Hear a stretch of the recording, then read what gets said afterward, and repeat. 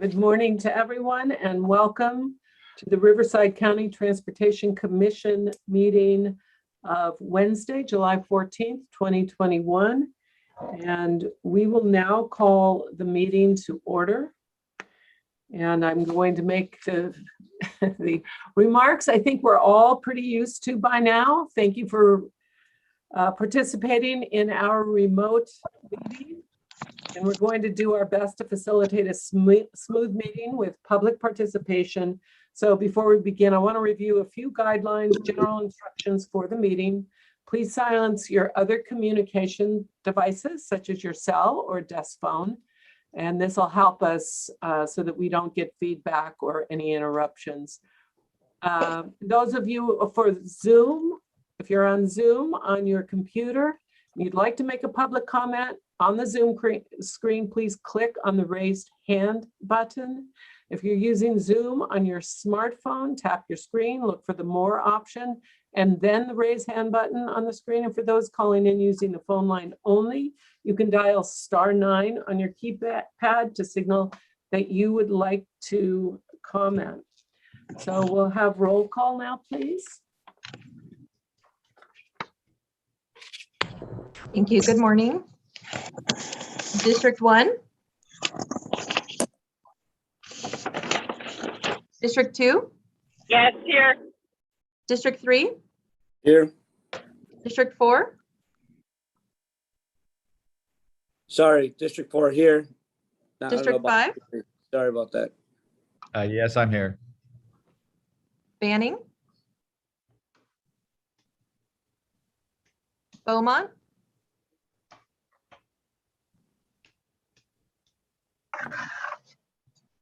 Blythe. Here. Calimesa. Here. Canyon Lake. Go for Canyon Lake here. Cathedral City. Here. Coachella. Corona. Aye. Desert Hot Springs. Present. Eastville. Present. Hemet. Here. Indian Wells. Present. Indio. Present. Harupa Valley. I'm here. La Quinta. Here. Lake Elsinore. Here. Menifee. Menifee is here. Moreno Valley. Here. Marietta. Norco. Here. Palm Desert. Here. Palm Springs. Present. Harris. 3 weeks out. Present. Rancho Mirage. Here. Riverside. Up and ready. San Jacinto. I'm here. Temecula.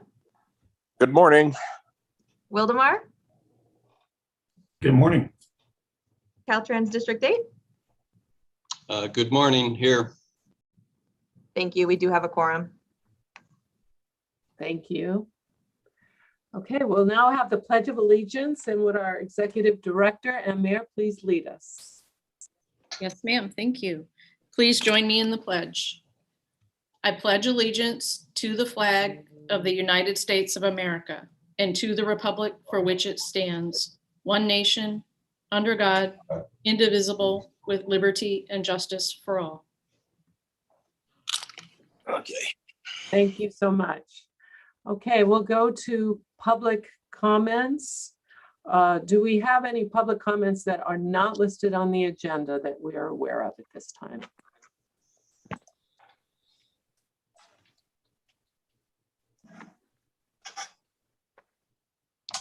I'm looking for hands raised, and so far I'm seeing none. Okay. Okay, then seeing none, are there any additions or revisions that we need to be aware of? No. Okay, we'll move right to the consent calendar. So all matters on the consent calendar will be approved in a single motion unless pulled from the consent calendar. Are there any commissioners who would like to? Pardon me, Chair. I do have a hand up from the public. You know, I see it now. Is that Mr. Norman that you're referring to? Yes. Okay, Mr. Norman, just so you understand now that we have a public comment, we cannot, under the Brown Act, none of the commissioners can take any action or discuss matters during public comment. And you are limited to 3 minutes. So please, Mr. Norman, 3 minutes.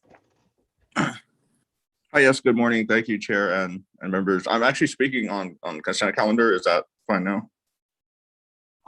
Or is a comment for an item on the consent calendar? Shall we, is it better that we pull that specific item? Or I guess it's appropriate. Why don't we do this now? Yeah, I don't necessarily think it needs to be pulled per se. I just had a comment for some item on the consent calendar. That's why I raised it now. But yeah, I was going to speak on item 60, the TOD or TOC contract.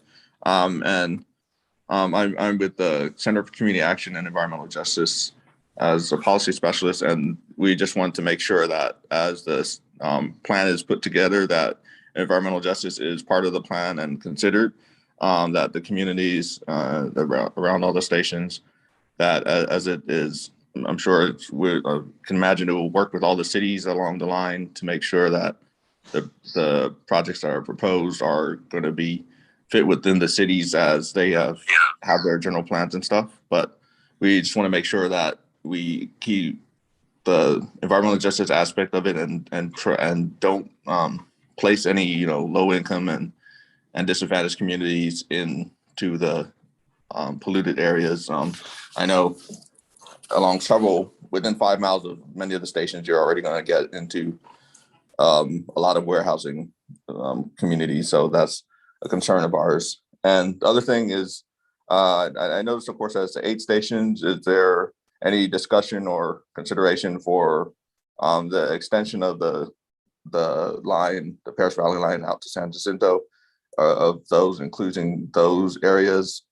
What is the status of that extension? I know TA RCP is getting a lot of money, and a lot of money is coming down soon. So maybe if that project could be moved along as well, it would be great to consider at the same time. So thank you. Thank you for your comments.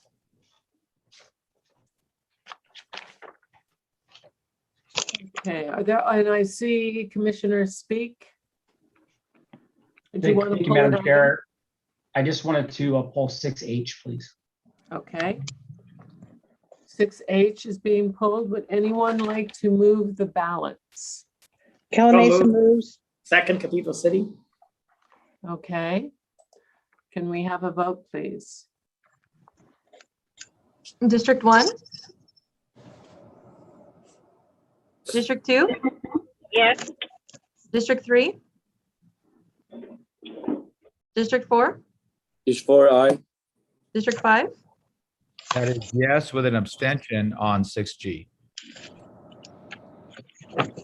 Thank you, that's noted. Manning? Beaumont? Yes. Blythe? Yes. Calamasa? Yes. Canyon Lake? Aye. Cathedral City? Yes. Coachella? Yes. Corona? Aye. Desert Hot Springs?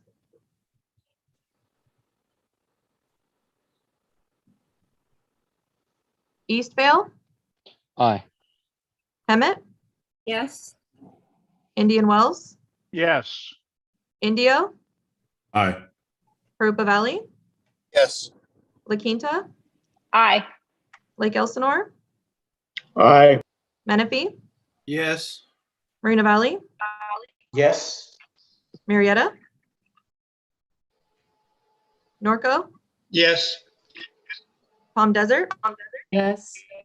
Palm Springs? Yes. Paris? Yes. Rancho Mirage? Yes. Riverside? Yes. San Jacinto? Yes. Temecula? Yes. Wildemar? Yes. Thank you. That item does pass. Thank you. And we will address item 6H at the appropriate point in the agenda. We'll now move to 7, the 2022 State Transportation Improvement Program funding distribution and draft fund estimate.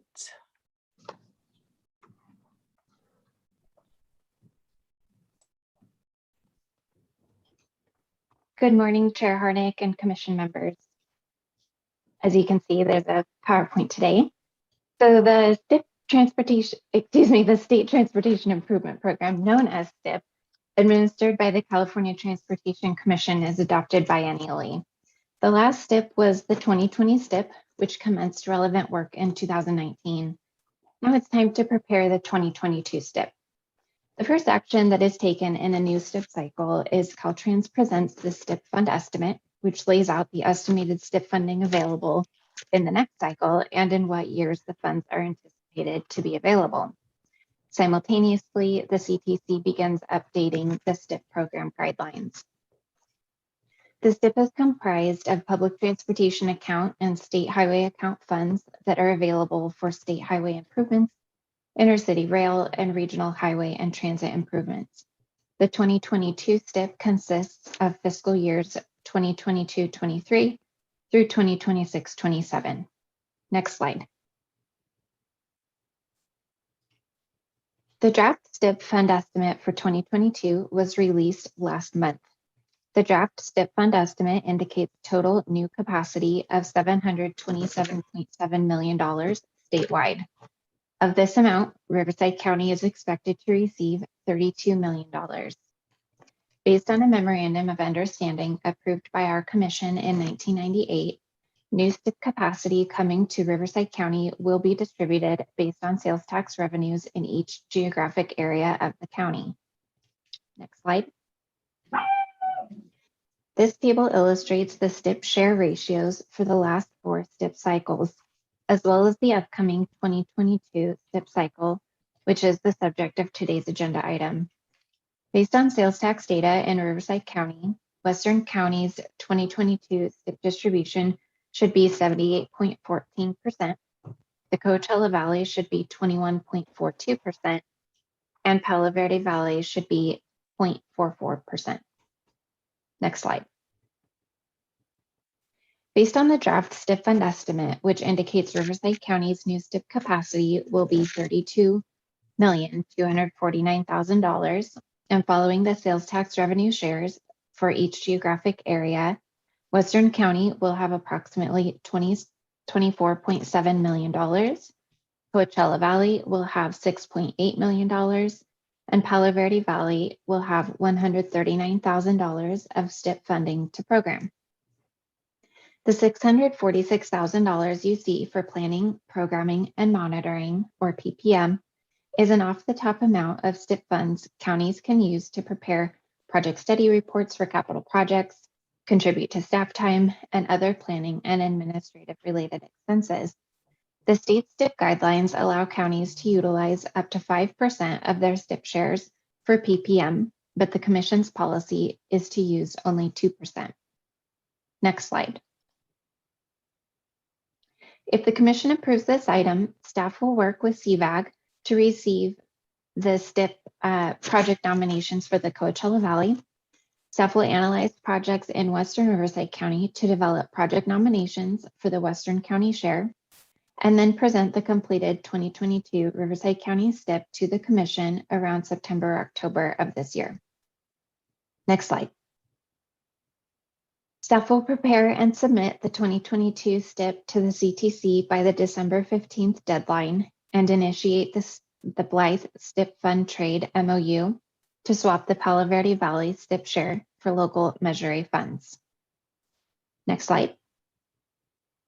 In summary, staff is recommending the Commission approve the 2022 Stip funding distribution among the 3 geographic areas in the county. Final slide. Thank you for your time this morning. I'm happy to answer any questions you might have. Thank you so much. Are there any questions or comments? Commissioner Bergson. Thank you, Madam Chair. Just quickly curious, the projects that you're going to bring back to the commission in September, October, will various cities have an opportunity to submit proposals of projects that they'd like to see evaluated, or is staff already got a list of projects that you'd be looking at and no new ones would be added? So I think in years past, Commissioner Bergson, like this is way years past when the STIP had been healthier, like prior to the Great Recession. I believe that RCTC did include STIP funds from time to time in multi-funding called for projects when we would lump it in with like federal formula funds that were due to be received from federal reauthorization. But first of all, we're waiting for the federal government to do a reauthorization package for us to be able to schedule another multi-funding call. So we wouldn't have time due to the tight turnaround to do that. And we also couldn't really do it proactively this cycle because it was very unknown just what the state of the STIP was going to look like for 2022. The message that had been coming from the state for the last several months was kind of dire, you know, considering COVID and the reduction in fuel sales over the last year and a half or so. So long answer to your question is I wouldn't particularly anticipate an opportunity for that this time. Certainly, you know, we are always open to receiving feedback and would defer to Ann on the best way to do that. One really important piece that I would like to add, it was in the written staff report, is the way that the STIP works. Even though we have to do this every 2 years, the capacity for the 2022 STIP, meaning where the money is actually available in the STIP cycle, is not until 25-26. So it's in the outer years of the STIP. So it gets a little bit dicey when we have to program projects in the out years, because then there will be a 2024 STIP that can serve as a reconciliation. So depending on what happens economically, that project could get deprogrammed, or, you know, hopefully it will stick around and then it will be in the earlier years. So if I could add just a few more comments to Jillian, we have seen a roller coaster ride of STIP programming for probably 15, 16 years. And so over the years, we've tended to use STIP money in Western County. So in the Coachella Valley, the CVAG TPPS program establishes their priorities, and that's how those projects are programmed. But in Western County, we have tended to put STIP funding on the large projects that are already federalized, so that we don't end up with a handful of small local projects that have the funding yanked out from underneath them at the last minute, and it becomes a struggle to reprogram them. So we've tended in the past to focus STIP dollars on commission's delivery plan projects and or local agency projects that are relatively large. So I'll give an example, 2 examples. French Valley Parkway in Temecula and Railroad Canyon in Lake Elsinore have been STIP projects.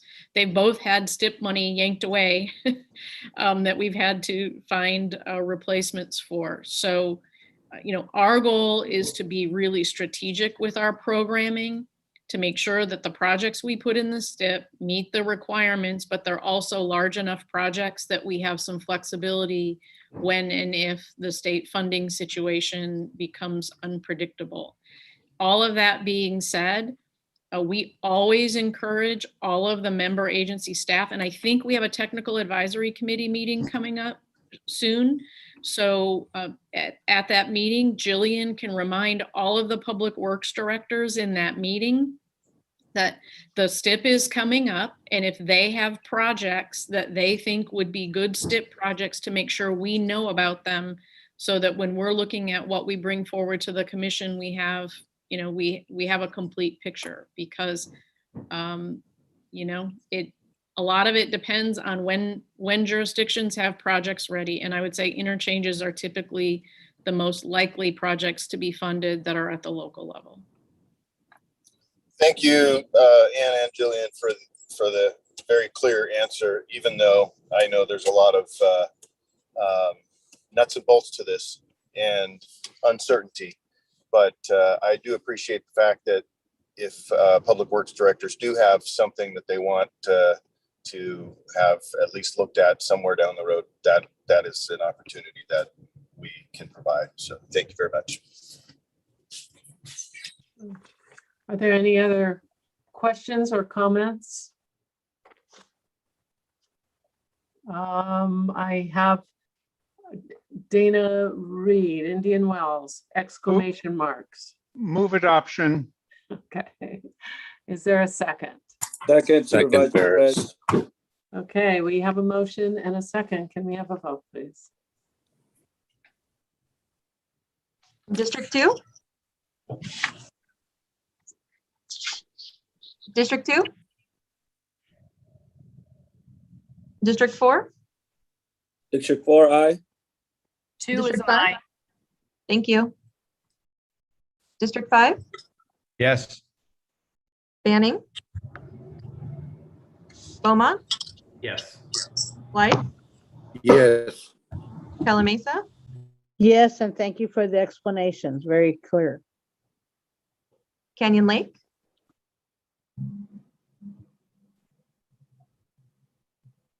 Cathedral City? Yes. Coachella? Yes. Corona? Aye. Desert Hot Springs? Aye. Eastvale? Aye. Hemet? Yes. Indian Wells? Yes. Indio? Aye. Parupa Valley? Yes. La Quinta? Aye. Lake Elsinore? Aye. Menifee? Yes. Marina Valley? Yes. Norco? Yes. Palm Desert? Yes. Palm Springs? Yes. Paris? Yes. Rancho Mirage? Yes. Riverside? Yes. San Jacinto? Yes. Temecula? Yes. Wildemar? Yes. And Canyon Lake? Thank you. That item does pass. Thank you. Okay, we'll move to agenda item number 8, countywide transit report for fiscal years 2017-18 through 2019-20.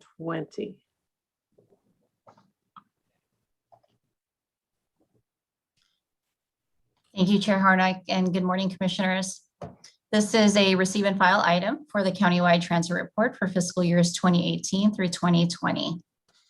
Next slide.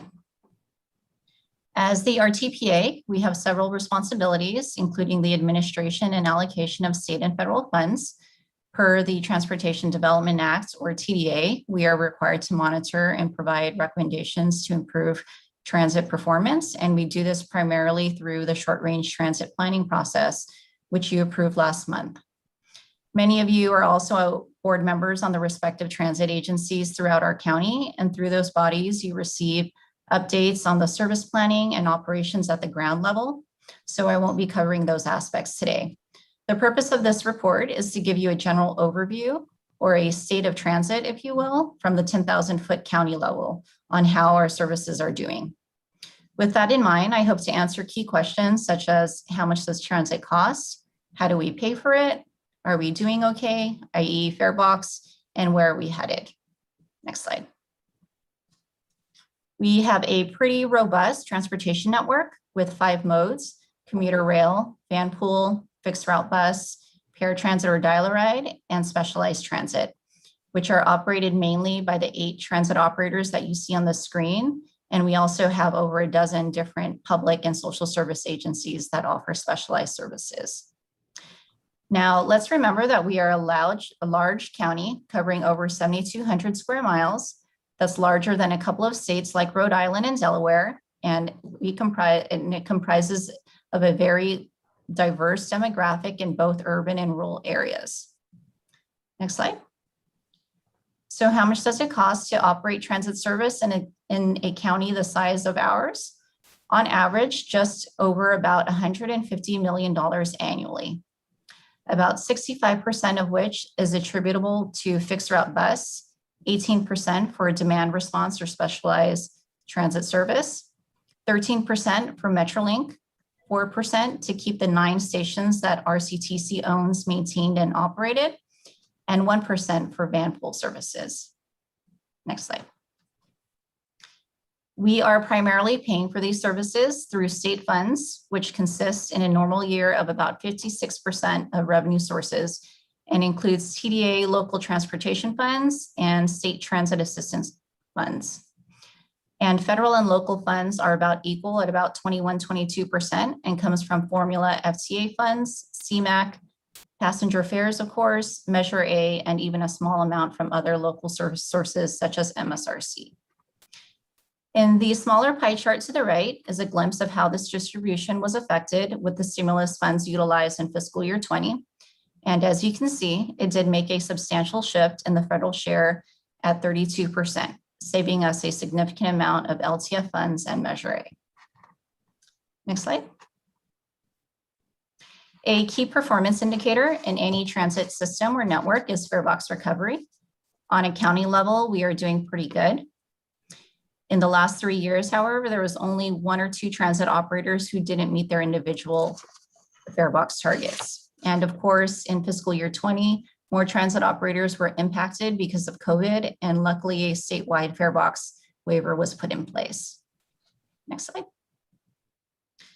There are many trends that can be seen as far as ridership goes, and with some spikes and dips, the theme here is change and opportunity.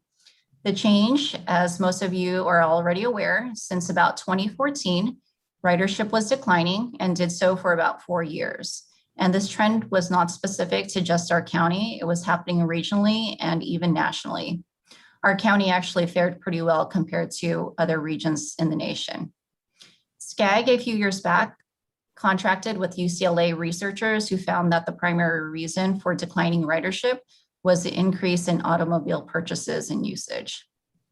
Nevertheless, our operators worked hard to implement various service improvements, increase services to attract a growing college and youth market. And in 2019, things were looking up, as you can see with the spike, and we finally broke the trend. And in the first 3 quarters of fiscal year 20, ridership gains continued.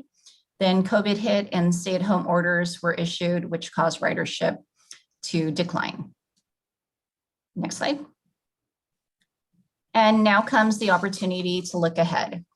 Our transit operators have been diligently adjusting and modifying services as places reopened and have now entered the recovery phase. Safety and cleaning protocols remain the highest priority. Many great marketing initiatives are underway to regain ridership, such as free fares for youth and college students. And in some cities such as Beaumont and Banning and Palo Verde, they will be offering free fares for the general public for a portion of the year. And as with any major changing event, this is also an opportunity to pause and strategize to plan for the new normal. Sunline, for example, launched their refuel plan, which consolidated lower performing routes in order to build higher frequencies on the highest traveled corridors.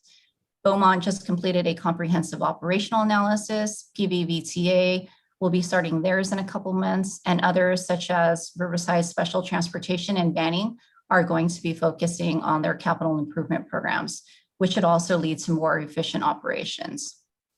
Our own van pool program, as you will hear shortly, is also continuing their outreach and engagement with employers to regain ridership. And this is just a start. As new regulations such as zero emission transition matures, more technological advances will be seen, and our role will continue to be to ensure that operations are sustainable. And next slide. And that concludes my presentation. Again, this is a receive and file item. Thank you. Are there any questions or comments? Okay, seeing none, then we will go ahead and move to 9. The fiscal year 2021-22 Commuter Assistance Program recommendations. Thank you, Madam Chair. Good morning, Commissioners. My name is Brian Kananen. I'm the Commuter and Motorist Assistance Manager at RCTC. It's a pleasure to be here this morning to present a series of recommendations related to the Commuter Assistance Program. Next slide, please. Today, I'll be providing an overview of Commuter Assistance, the impact it has, and the impact we hope to amplify. I'll be reviewing the recommendations going from a regional perspective and taking the last step towards a centralized regional database. Then we'll shift to a recommendation to address commuter assistance within Riverside County. And then finally, focus on recommendations at the programmatic level to help optimize participation. Next slide, please. Most might associate RCTC with funding and building key infrastructure, but the Commission also provides a suite of programs and services designed to help make the most of those transportation investments, as well as the transit network. As an element of the Western Riverside County Measure A, the Commission's Commuter Assistance Program, branded as IE Commuter, focuses on work-based commutes by engaging, educating, and encouraging employee commuters to switching from driving alone to rail or transit arrangements when possible, carpool or vanpool if transit is not viable, or to telework, which is the ultimate for trip reductions and air quality. iCommuter is coordinated and co-funded in partnership with SBCTA and ultimately performed through consulted services. The Commission has contracted with WSP since fiscal year 16, and that effort has translated into significant reductions in vehicle miles traveled and emission reductions. Next slide, please. This encapsulates the program objectives, which are to increase employer partners, reaching their employees and other commuters, engaging them, educating them on all their transportation options available, and encouraging commuters to try alternative modes with incentives.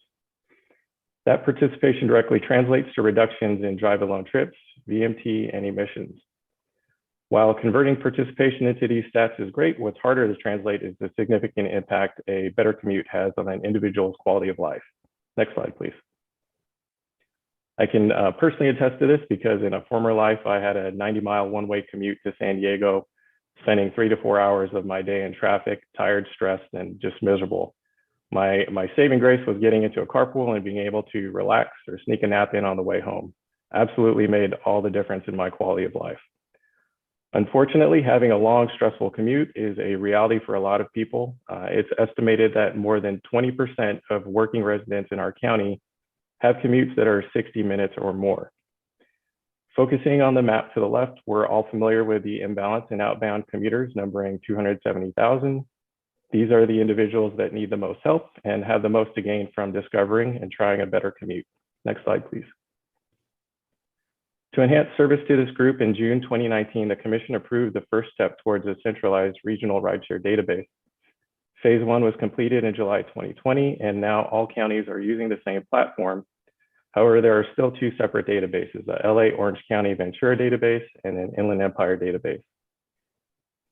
At the user level, the issue is that 2 different Riverside County residents commuting out of county and actively looking to be ride matched. These are people raising their hand and saying, I want a carpool or vanpool. These 2 may never connect because they may be in separate databases. And at the administrative level, the issue is that we have a blind spot and we're not working with all the data available. Therefore, the next and final step, or phase 2, is to integrate the 2 databases into one centralized database with a target implementation of early 2022. Next slide, please. Staff has been coordinating with partner agencies to finalize and seek approval for the following agreements, paving the way for implementation of phase 2. Starting with a 5-county regional rideshare MOU to merge and consolidate the 2 databases and establish guidelines in which the agencies will coordinate and operate in partnership with each other. Next, the regional rideshare software agreement authorizes SBCTA to make the regional rideshare software available to the CTCs for 3 years through fiscal year 24 at a total regional cost of $978,000, which is split based on a population share basis. The commission share, which is $186,000 and includes $18,000 in contingency. This contingency would be for potential regional enhancements, and the cost would again be shared on population share basis or for county-specific request enhancements, which in that case would be funded exclusively by RCTC. Lastly, an amendment to the bi-county agreement with SBCTA to remove SBCTA's provision of rideshare and vanpool software to RCTC that will now be incorporated into the regional software agreement. This addresses recommendations at the regional level, and now I'll be transitioning to county level recommendations. Next slide, please. We don't want to leave anyone out, so staff is proposing expanding rideshare benefits to be more inclusive for Eastern Riverside County residents and employers. As mentioned previously, commuter assistance was implemented in Western Riverside County as a specific requirement under Measure A to help address congestion related to work-based commutes. While the commission does make an effort to work with Coachella Valley employers through the IE commuter program, due to the differences in Measure A funding streams, the $2 a day startup rideshare incentive is not available to commuter constituents outside of Western Riverside County. The consequence of this is that one, the program's most popular rideshare incentive is not available to Eastern County constituents or employers that have employees that live in Eastern Riverside County. Secondly, this often leads to confusion and inequity for employers that have employees from Riverside County, but not eligible for the same incentive just because they live in different geographic areas of the same county. Staff is confident that expanding the incentives eligibility combined with a focused commuter assistance effort can help stimulate significant employer participation and rideshare activity in Eastern Riverside County. Next slide. Therefore, staff is recommending adopting a new resolution that includes expanding eligibility of all incentives to Eastern Riverside County when funding is identified and available. If approved, staff will amend WSP's scope of work to include an Eastern County pilot for fiscal year 22. This effort is projected to cost $360,000 and includes WSP's labor as well as the incentives passed through directly to commuter participants. Based on the balance available in WSP's contract and projected expenses for fiscal year 22, no additional authorization is needed to accommodate the pilot expansion. Since Western County Measure A funds cannot be used for this effort, SAFE funds, which primarily fund motorist assistance, such as Freeway Service Patrol, Call Box, and 511 will be used and is already included in the recently adopted budget. Lastly, staff will be exploring longer-term funding options with the intent to establish a permanent countywide commuter assistance program beyond fiscal year 22. We've covered regional and county level recommendations, and the last set of recommendations will be at the program level. Next slide, please. In addition to adopting a resolution that supports a countywide program, the following set of programmatic recommendations seek to strengthen the rideshare incentives available with the goal of maximizing participation. First is replacing the $2 a day incentive with a new $5 a day incentive and also establishing a $125 max.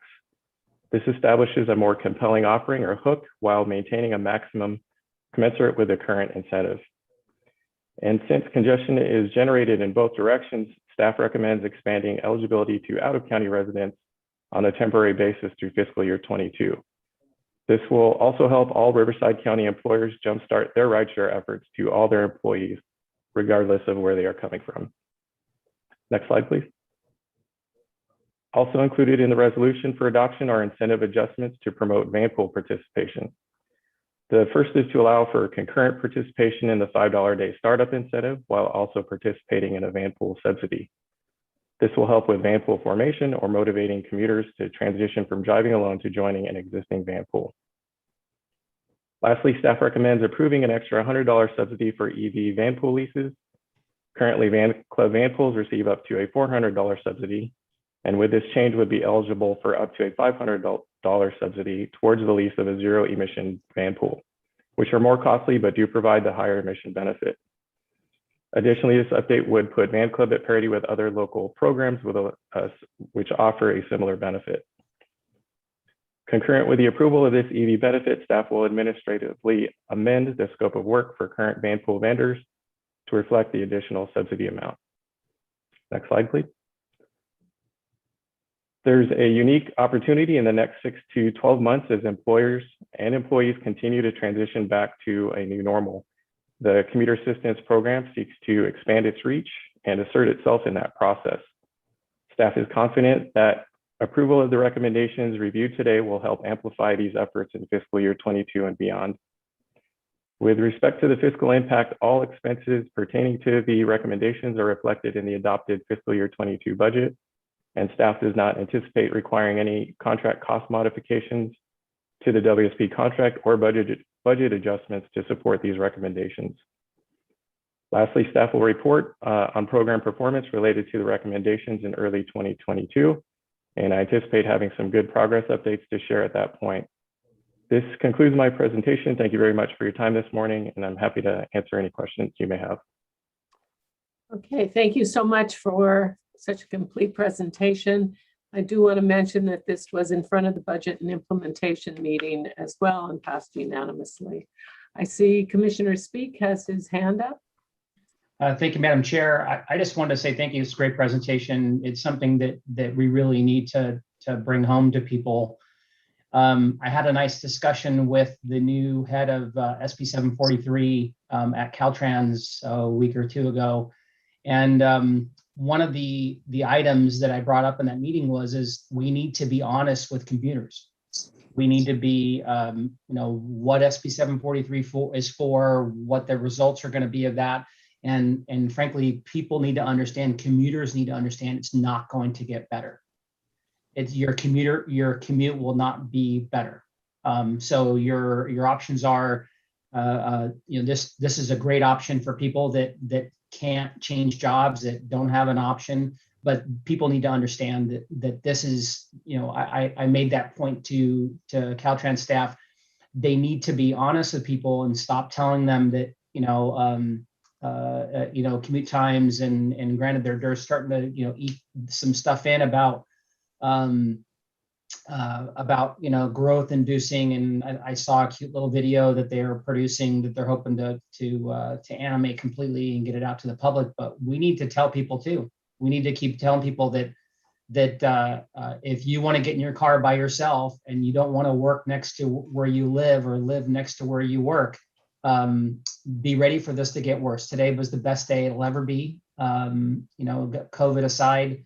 But it's gonna get worse. And I think that we need to and I'm not a big fan of harping on the negative, but I do think that people need a little dose of reality with this plan as well. But I'm very happy to be seeing this go forward and giving people the option to find ways to cut their commute, or to at least make their commute a little more enjoyable and restful, so to speak. Thank you. Thank you.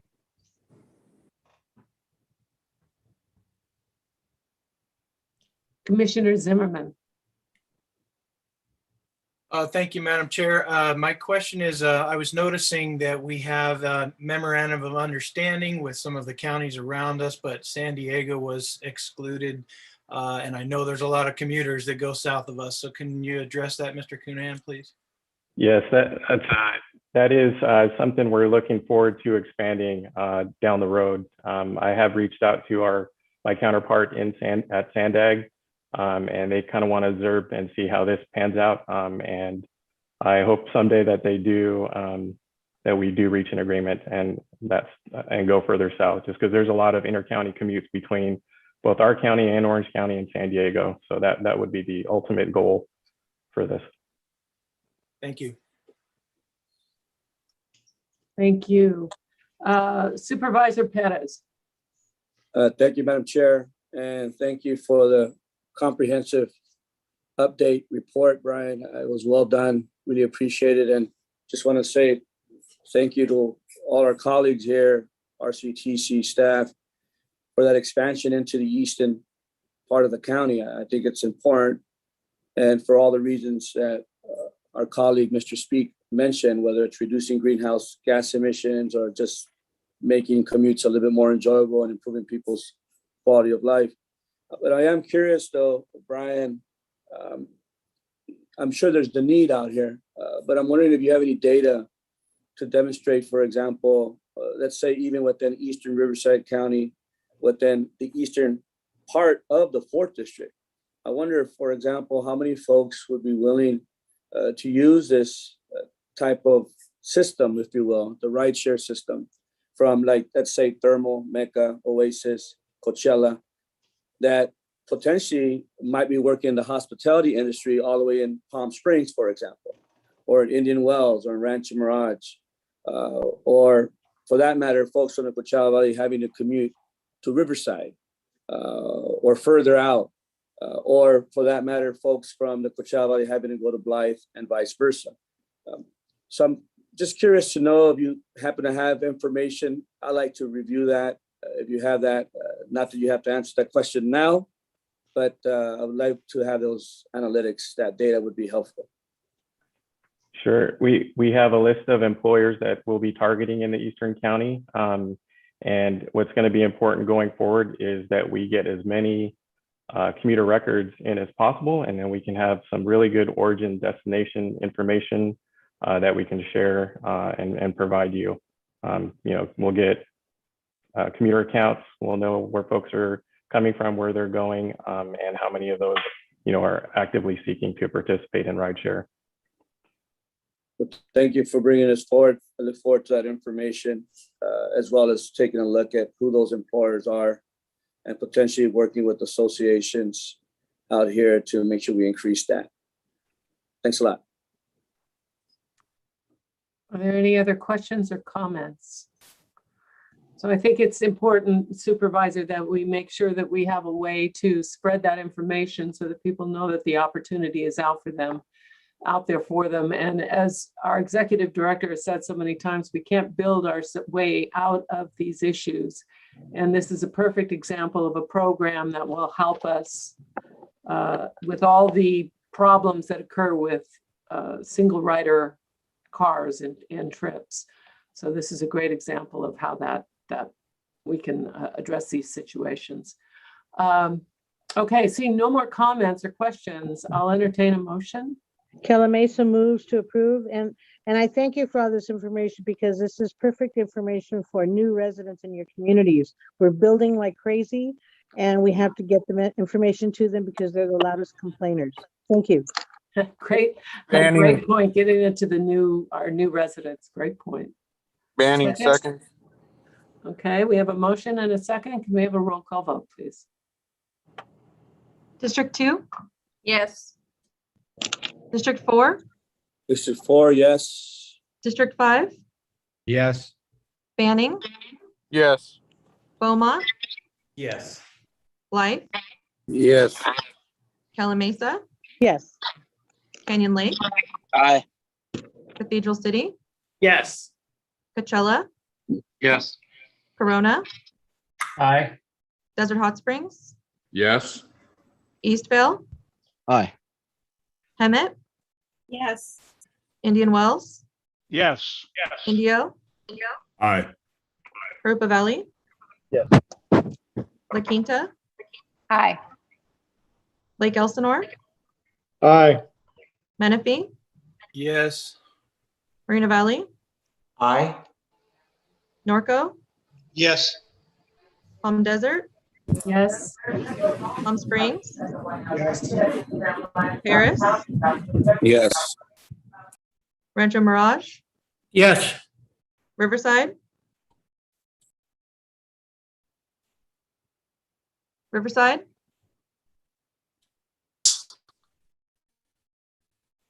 San Jacinto? Yes. Temecula? Yes. Yes. Wildemar? Yes, and that was Riverside chiming in yes there. Thank you.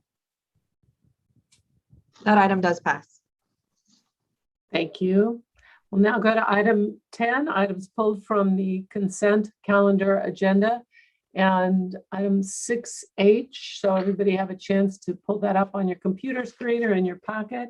Item 6H. And Commissioner Speak, you pulled that. What do you have questions, or how can we address this?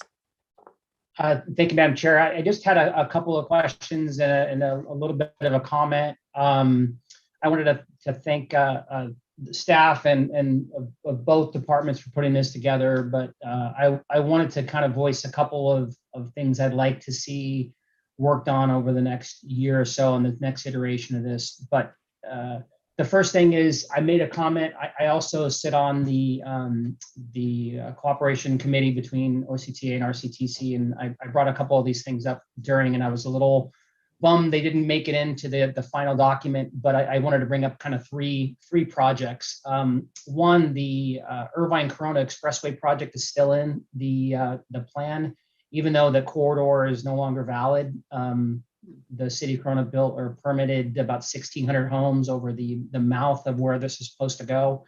So hopefully next year we can, I still think it's a valid project, a good long-term project, though technology hasn't caught up to how we can get it done for less than $8 to $9 million or $1 billion with a B. But I hope that we can reword this and look for additional areas that we can at least put down as a possibility in different areas of South County. I do think there's still going to be a need there. And I wanted to kind of voice my displeasure with the project, the timing of two projects. These two projects were pushed out to 2045. And I understand based on SB 743 and the executive order that was in 1919 that general purpose lanes aren't going to be happening.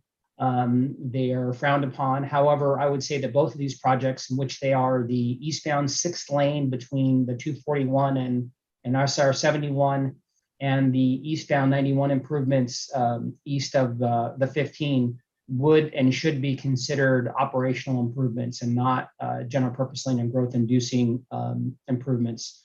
The eastbound 6th lane is a crucial to the overall functioning of the 91. There are major issues, and I understand that I understood that it was supposed to be considered after the 241-91 toll connector project was completed by Caltrans District 12 and our neighbors to the west. But getting pushed out to 2045 doesn't give me really much of the warm and fuzzies that this is going to happen.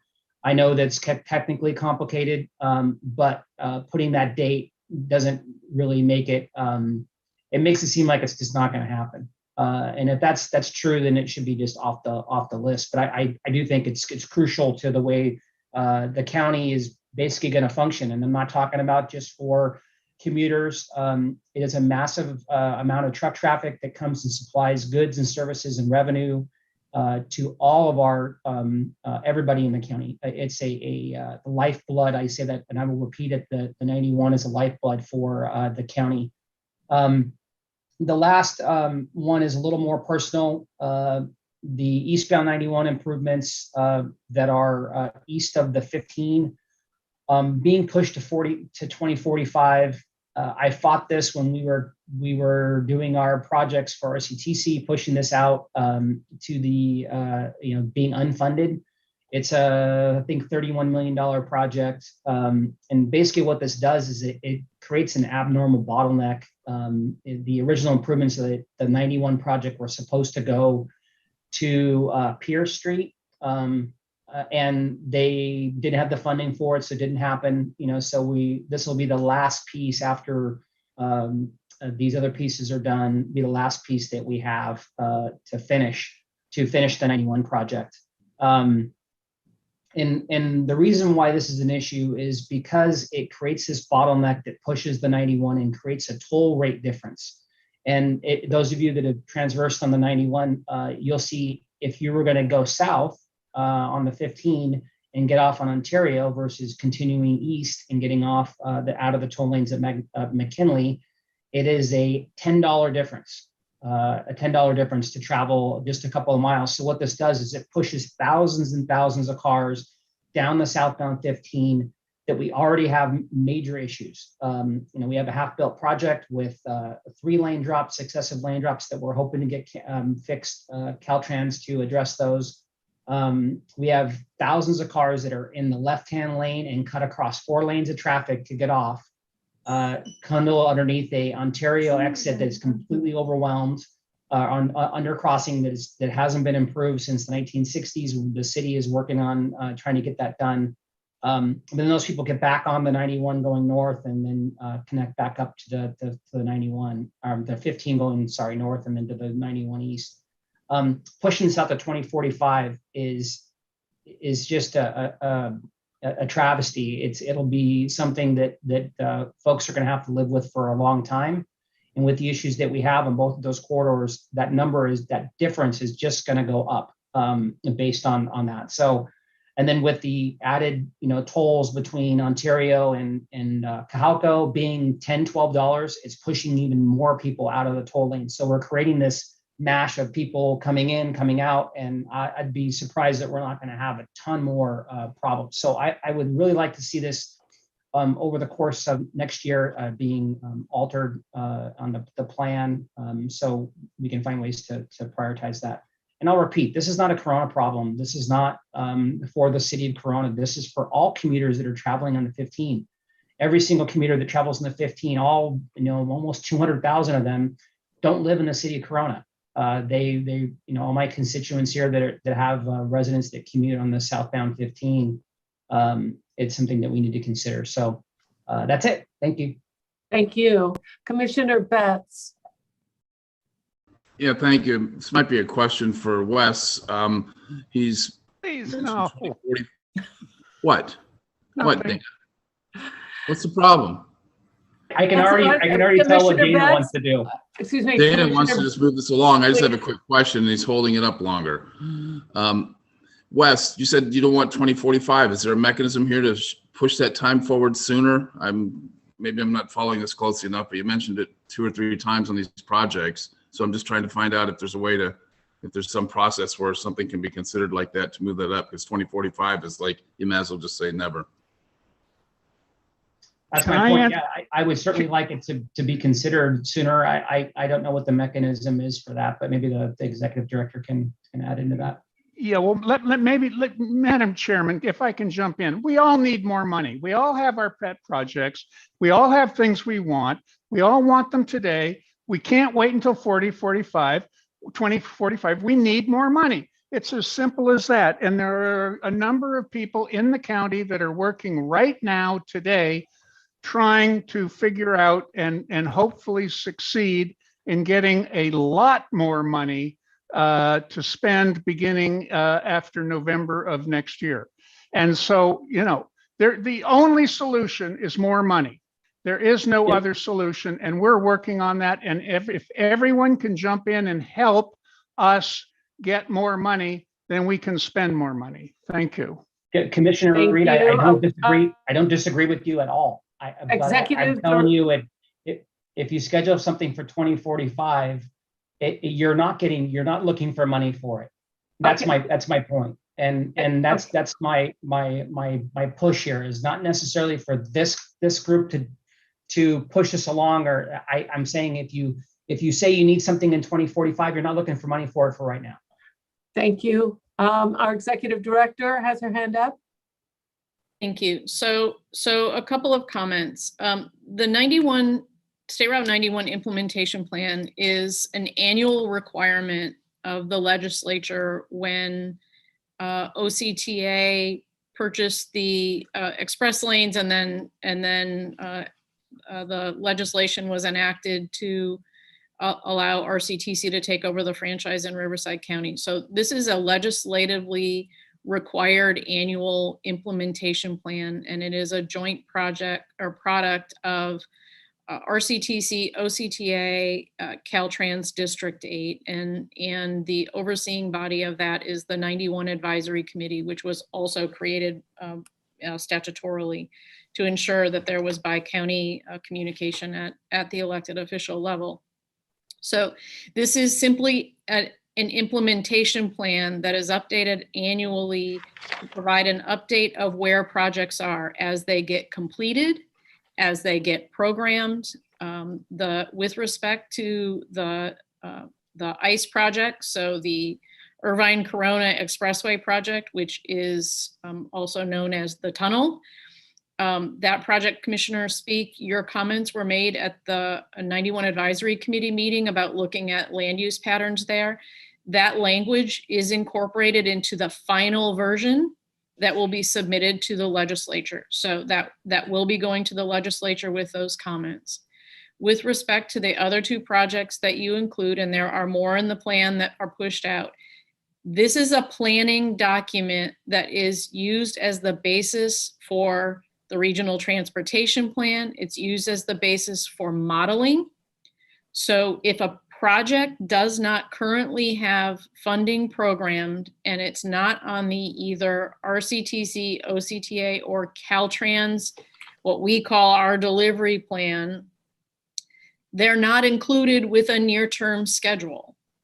So those two projects and any others that are shown out in the 2045 timeframe are there for modeling purposes and planning purposes. This document does not set priorities for either county. It's merely a planning document that reports on an annual basis. So over the next year, as we always do, we will note any changes in schedules or priorities. And this commission absolutely has the ability, if you want to modify our priorities for the funding that RCTC has, to change the schedule for these projects, you can certainly do that. But what will trigger a schedule change there is this board taking action to fund those projects. That is what will trigger a schedule change. So they are no longer planning projects. They're actually projects in the process. Thank you. Thank you for that Thank you. clarification. I appreciate that. Are there any other questions or comments? And I'll just make it quick one. As we have said so many times, we're not building our way out of this. This is going to take a shift in thinking. And a perfect example of how difficult this truly is Commissioner Speak's comment that we just, I think, permitted 1,600 houses, which of course, this is an ongoing issue. And so we're all going to have to take a long, hard look at it. I know we all have projects we want done, and planning for it is the best we can do. And as the executive director said, this body does have the capacity to change the planning and the order of projects. So we have a lot of work to do. And at this time, I will entertain a motion to accept 6A, to approve 6H, excuse me. Move approval. Second, Paris. And is there a second? Barry just did. I'm sorry, Barry's. Paris, second. we have. Paris, City of Paris, seconds. Oh, okay. And I'm sorry, perhaps the clerk heard, who was the motion? Willamar? Okay, thank you so much. Okay, can we have roll call vote, please? District 2, Yes. District 4, District 4, yes. District 5, Yes. Banning, Yes. Beaumont, Yes. Blythe, Yes. Calamasa, Yes. Canyon Lake,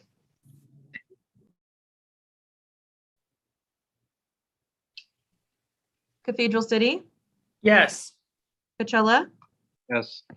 Corona, Aye. Desert Hot Springs, Yes. Eastville, Aye. Hemet, Yes. Indian Wells, Yes. Indio, Aye. Ropa Valley, Yes. La Quinta, Yes. Lake Elsinore, Aye. Menifee, Yes. Marina Valley, Marina Valley, Norco, Yes.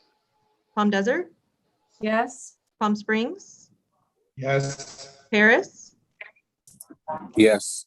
Rancho Mirage, Yes. Riverside, Yes. San Jacinto, Yes. Temecula, Yes. Wildemar. Yes. Thank you. That item does pass. Thank you so much. Okay, at this point, we'll go to commissioners and executive director report, and we do have an update on the CV rail public hearing. So Ann Mayor, please. Okay, great. Thank you. Philip, if we could put up the slide, that would be great. So commissioners, I'm very pleased to report that we had some very successful public hearings recently related to the Coachella Valley San Gorgonio Pass Rail project. As you can see some of the details here on the slide, I'll share a few more.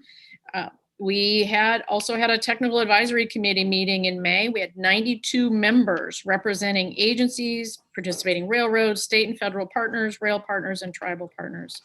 Had 47 invited group meetings. So that's with community-based organizations, chambers, business groups, specialized transit groups. So we've met with 47 different groups. We've been with the Greater Palm Springs Convention and Visitors Bureau, the Coachella Valley Realtors Association.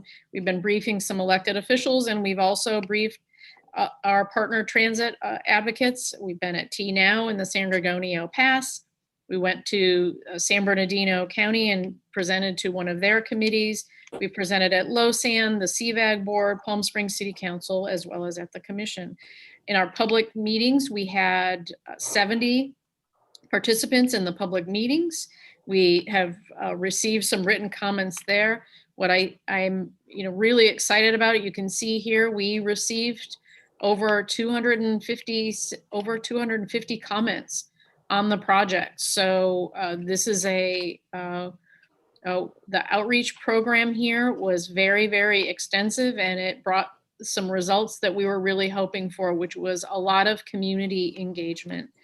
In addition to some of our traditional outreach mechanisms, we've also been trying to make sure that we're reaching out throughout the county in those communities that are impacted, and we are ensuring that all of our notifications and content is available in both English and Spanish. So the next steps here is we are sorting through all of those 250 plus comments. Many of them will need to be addressed in the environmental document. And by that, I don't mean that we will make changes related to all of those comments, but our environmental document will be responsive to the comments that we've received from stakeholders, partners, and the public. So stay tuned. I expect that we'll be continuing to provide updates to you, continuing to give you additional information about particular concerns that have been raised by our communities. But I think there's been an awful lot of support here on this project, which is also really good to see. So we will continue to update you throughout the fall. And with that, that completes my update on the Coachella Valley Outreach Plan. Thank you so much. And I see Commissioner Molina has her hand up. Yes, I just had a question about the outreach to persons with disabilities, specifically the blind and the deaf and those seniors that don't use computers. Are there entities that we're reaching out to reach those populations? I will have to get, I don't know the answer to that. I will get back to you with that. Yeah, I appreciate that. Thank you. And if not, we will ensure that we have a mechanism to do so. Thank you very much. Thank you. Are there any other questions or comments? I'll just say I know the Coachella Valley has been anxiously awaiting train service, and this will be welcome when the time comes. So thank you so much for all the effort to get it as far as it's gotten. Okay, at this point, are there any other comments? Seeing none. Legal counsel, we have closed session. Can you please announce that?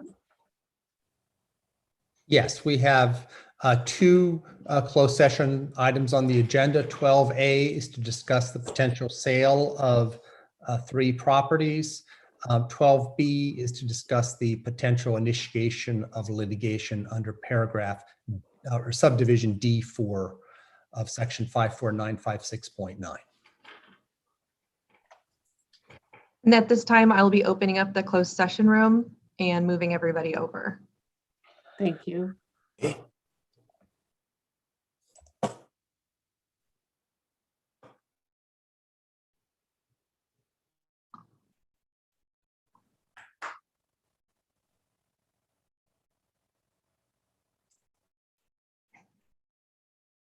David? You need to push the join button. Thank you. Commissioner Speak.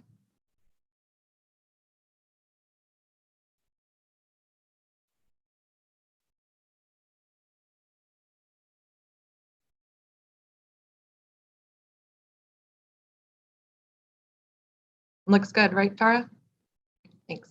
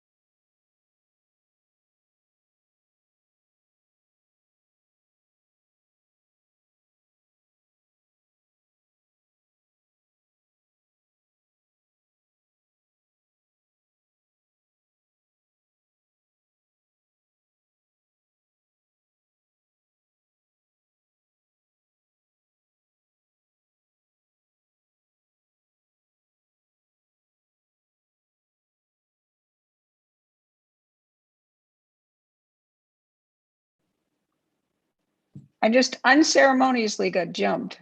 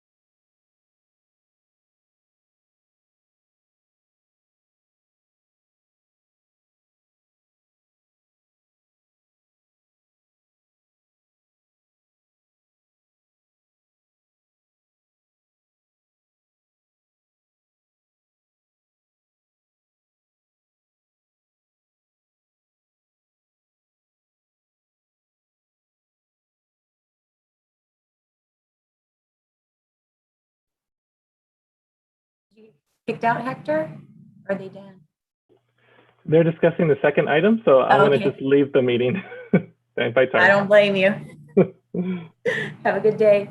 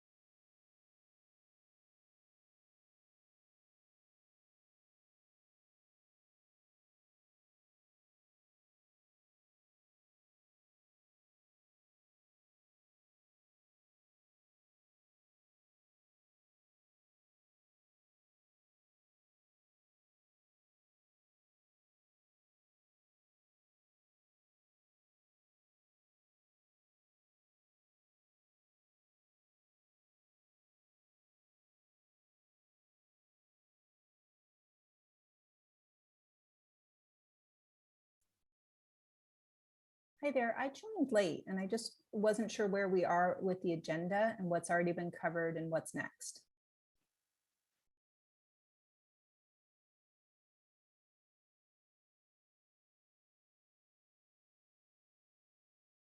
I'm sorry? I just said I joined late and I wasn't sure where we were with the agenda. I was a little confused that I got put in a breakout room and I just wanted to know where we were with the agenda and what item is up next. There is no other items. They're in the closed session and then we're going to adjourn the meeting. I'm just sitting here in case there's other commissioners that get kicked out from the closed session. So yeah, you got accidentally brought into the breakout room where they're at right now, but they're closed session. So that's what happened. Okay. All right. I'll drop off. Thanks for clarifying. Okay. Take care. You're welcome. Bye-bye. You too. Bye-bye.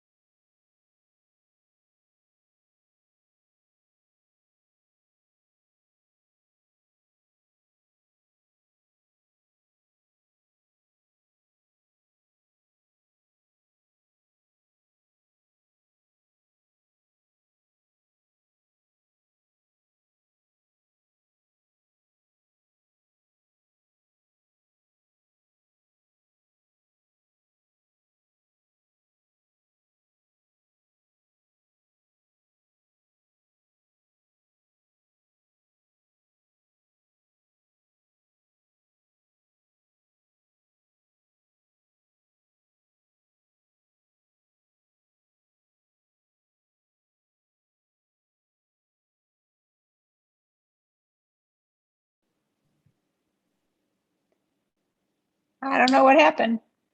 You got back here again. Okay, let me get you back. Okay, Okay, got it. got it.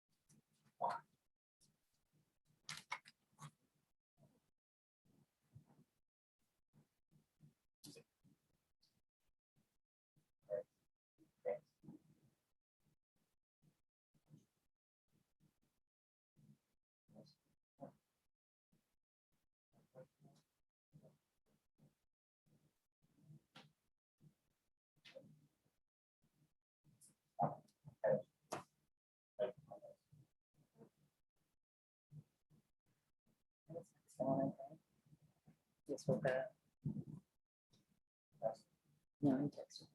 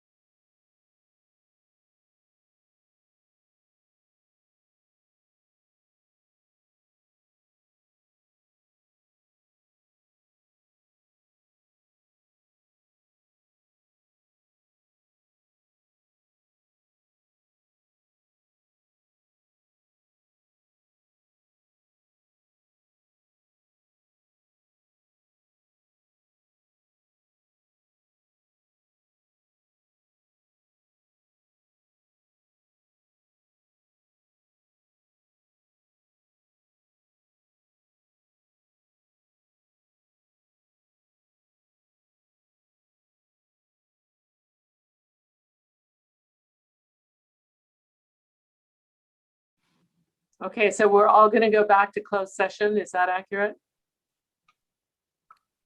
To finish this discussion? And Lisa, you're muted. Yes, I'm putting you all back into a breakout room. I apologize. Thank you.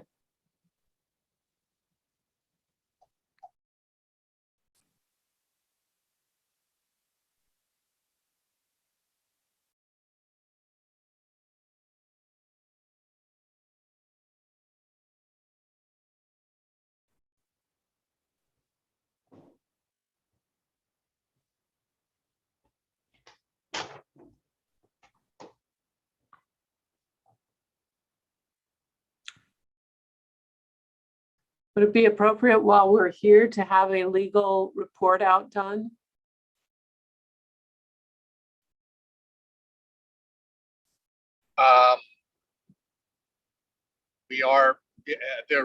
There will be no reportable action. Okay, thank you. Would you like me to finish responding to the question regarding No. schedule? Not yet. Let's wait till we No. get into back to close. Are we in closed session now, Lisa? We are not. We are not in Let's wait till closed we get session. back to close. I'm going to open the room.